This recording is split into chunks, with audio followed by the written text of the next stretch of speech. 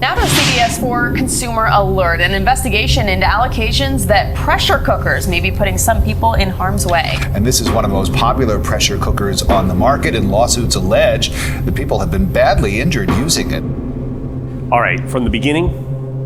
Okay, so a little girl was burned in a kitchen by a pressure cooker that malfunctioned in some way.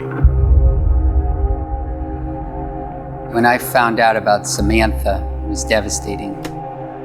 Her grandmother was giving her a bath in the kitchen sink right next to the stove where she was cooking with a pressure cooker. Something went wrong. The pressure cooker started making a noise and the grandmother got scared and she grabbed the pressure cooker and she dropped it into the sink onto the baby. And the little girl was badly burned. She spent a year in the hospital. Burns got infected. She had all 4 of her limbs amputated to some degree. We reconstructed that initial story of what happened from what the grandmother told the police. The one thing they weren't confident about was whether the grandmother was lying about, getting scared and dropping the pressure cooker. They thought maybe this was child abuse, and they started an investigation into whether this had been intentional. It seemed almost certain that either the grandmother had done it on purpose or she had done something very foolish. Other lawyers, and I think most lawyers, would look at what happened with Samantha and look at the information that we got right away, right? Any attorney would get in the beginning and say there's no case. And I mean, the reason for that is there were just a lot of problems, right? I mean, Samantha was right within the vicinity of a pressure cooker that's on a stove that's on. The police report put all the blame on Samantha's grandmother, and there was nothing obviously wrong with the cooker, right? When a cooker explodes, a lot of times you'll see the lid kind of twist, the metal will deform, and none of that happened. So if you just look at the cooker itself, the cooker looked fine. And when you hear what Samantha's grandmother has to say about what happened, she didn't tell a story that suggested something went wrong. She just said steam was coming out. And she then said she picked up the cooker and it slipped out of her hands. Right? So if you hear that story, what's wrong with the cooker? There's nothing there. And so I think for that reason, it seemed like kind of an insurmountable task. There's a video of her in the hospital. She's in casts and she's all wrapped up because of the burns and she's immobilized and she's just saying in Spanish, "Help me. You want to blow up the world to help her. Burn down the city, whatever it takes to help that little girl." We had the police investigation. We went to the scene. We looked at the pressure cooker and there was nothing wrong with the stove. It didn't seem like there was anything wrong with the pressure cooker. But because this little girl needed our help, if there was any help to be had, we reached out to some experts who design pressure cookers.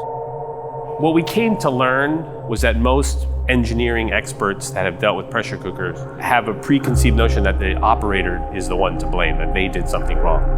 They have like this over-reliance on the engineering of it. When someone describes something that happened, the engineering says, "Oh, that can't happen. Something else must have happened." We asked them to do some testing of exemplars to prove to us that everything's fine, and it all works fine.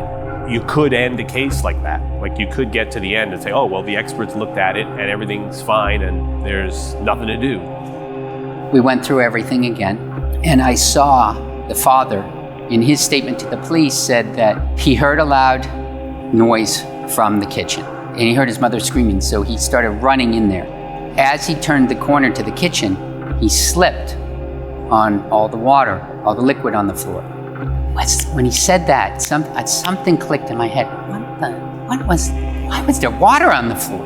What was on the floor? Why did he slip?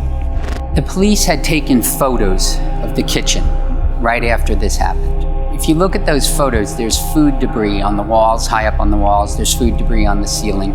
Looking through the pictures, something doesn't add up. Okay, a pressure cooker is a contained device that holds in the contents in order to increase the pressure. So the liquid in the pressure cooker should not have escaped. How does that happen if it doesn't explode open or open under pressure? How do you get food all over the kitchen? You go to the engineer and the engineer goes, "I don't know." we have to answer that. Until we answer that, we just keep looking.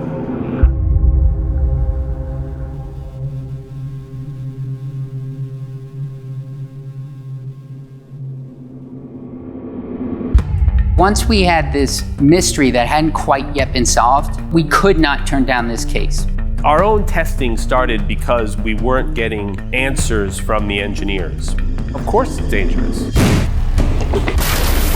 It was something we had to do. We still don't have a case. We're spending a fortune, and this is getting dangerous. Are we going to keep doing this? We said we got to find a way.